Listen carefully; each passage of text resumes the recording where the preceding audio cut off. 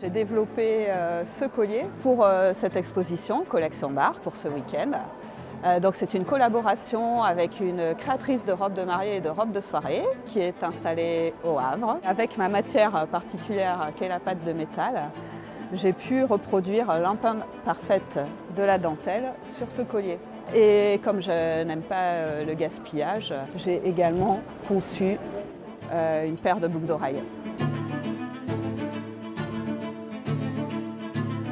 C'est une pièce qui est complètement unique, fabriquée à la main, avec des essences et puis des marqueteries relativement rares. Elle s'appelle Stello. J'aime bien utiliser les premières initiales du prénom et du nom d'une personne proche. Donc là, ça correspond à un prénom, Stéphania, et L.O. Lombardo. Voilà.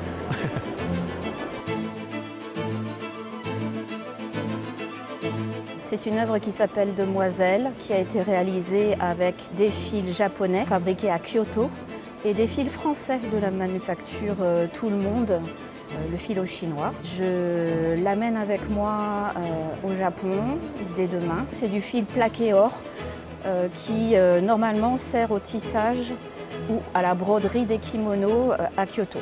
Et j'espère l'offrir au maire de Kyoto qui nous fait l'honneur de recevoir la délégation des 30 meilleurs ouvriers de France qui se déplacent à Osaka, au pavillon France, à l'exposition universelle.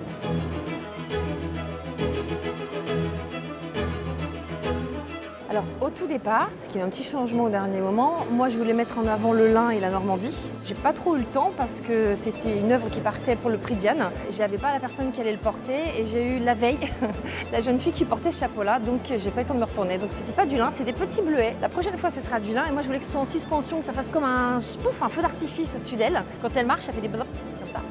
Et pour mélanger tout ça et pour le faire ressortir, je voulais du jaune qui descend un petit peu sur le visage de la jeune fille, donc voilà. On a créé une pièce particulière pour l'événement, un abat-jour monumental avec plusieurs éléments. On l'a réalisé de nos propres mains avec du tissu 100% soie. On a volontairement choisi des coloris assez flashy. Pour donner encore plus de peps, on lui a mis des franges. C'est un abat-jour d'1,60 m de diamètre. Et pour autant, c'est à se demander si finalement il est assez grand puisque les visiteurs ont tendance à ne pas le voir. Donc à se dire que plus c'est grand et moins ça se voit.